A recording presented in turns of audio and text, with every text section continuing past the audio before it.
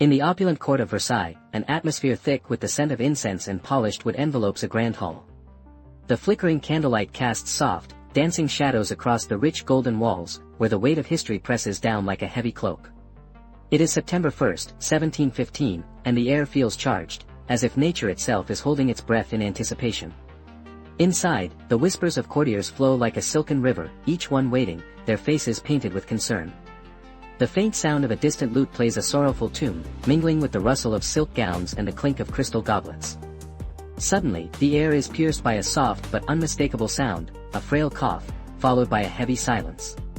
King Louis XIV, known as the Sun King, lies on his lavish deathbed, his body a frail remnant of the man who once commanded armies and ruled over a nation with unwavering authority. L'état, c'est moi, he had once declared with a voice that rang like a brass bell in the courts of power. Now, that voice is but a whisper, fading like the last light of a setting sun. As he struggles to draw a breath, the scent of lavender from the potpourri nearby fills his nostrils, while the weight of his legacy presses down. With each labored inhalation, the room seems to vibrate with the gravity of his reign.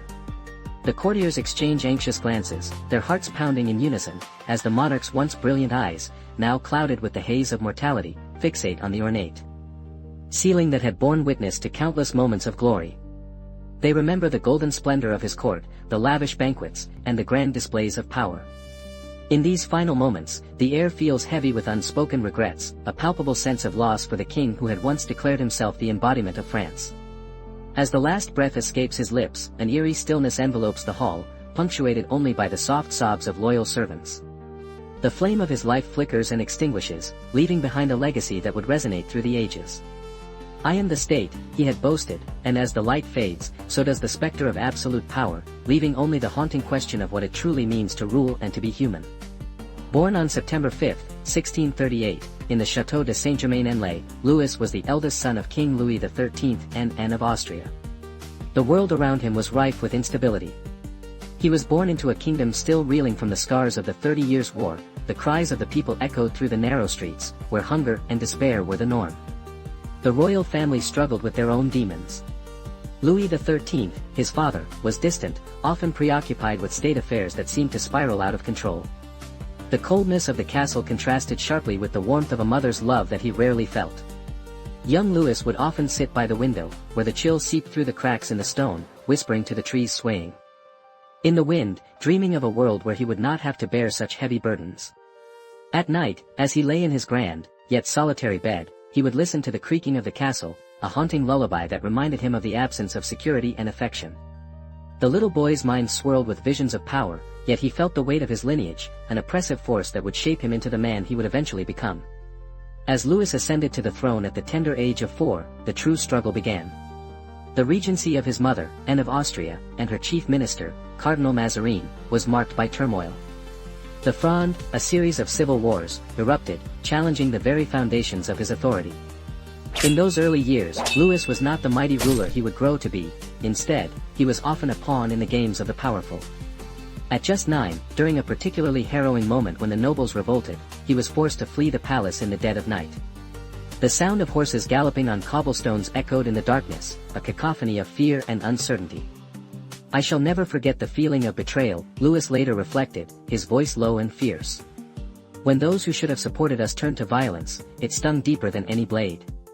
That betrayal haunted him for years, igniting a fire within him, a desire to consolidate power, to never again be at the mercy of unstable forces. During those tumultuous times, Louis would sometimes sneak away to a quiet corner of the castle gardens, where fragrant roses bloomed amid the thorny bushes. He would feel the soft petals against his fingertips, the cool breeze brushing against his face, and he would vow to one day claim his rightful place with an iron fist. Louis XIV's rise to absolute power was not without strategic brilliance. His defining moment came in the 1660s, with the creation of a centralized, powerful state, an empire where he would reign supreme without question. The construction of the Palace of Versailles would become a keystone in his strategy to control not only the nobility but also the very essence of French culture.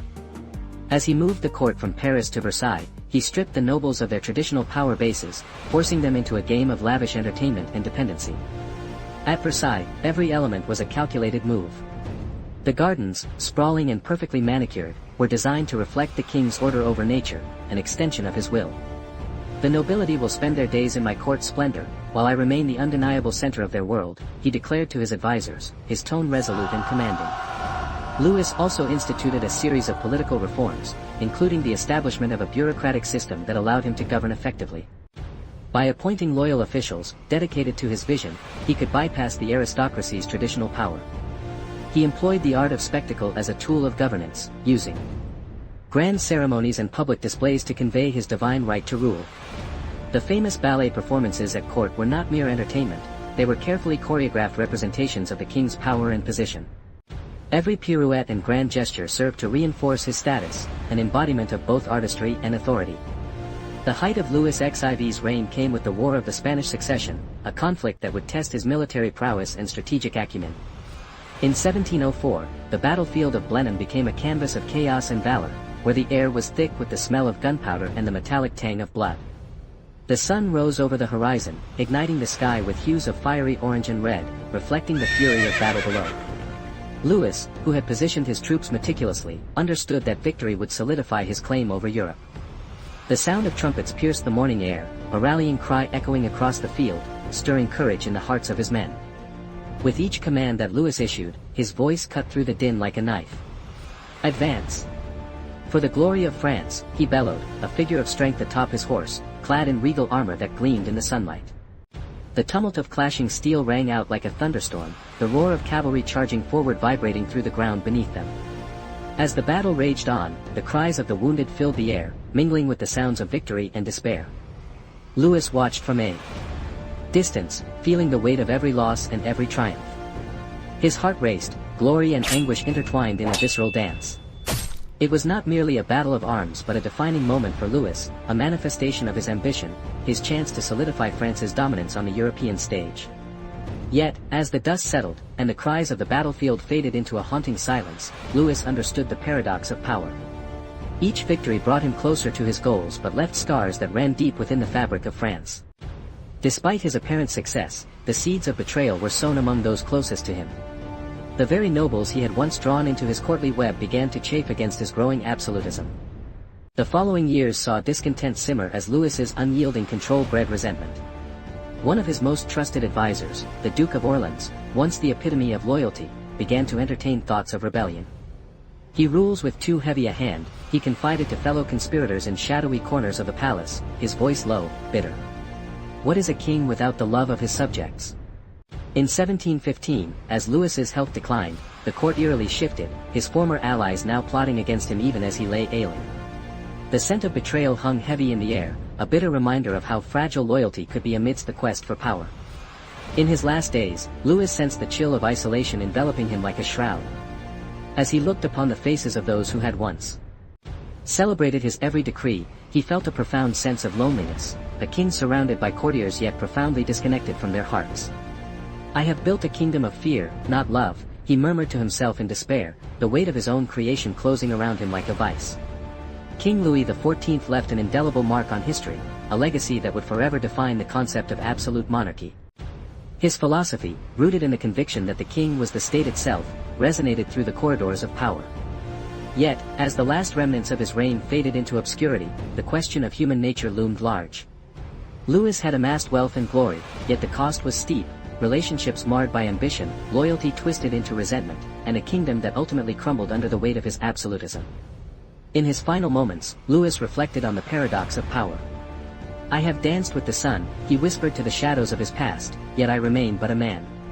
His voice, once vibrant, now trembled with the reality that no amount of opulence could shield him from the inevitable truth of mortality and the fragility of human connections. As the Sun King faded into history, he left behind a complex tapestry of triumph and tragedy, a chilling reminder that absolute power often breeds solitude, and true legacy lies not just in the splendor of a reign but in the hearts of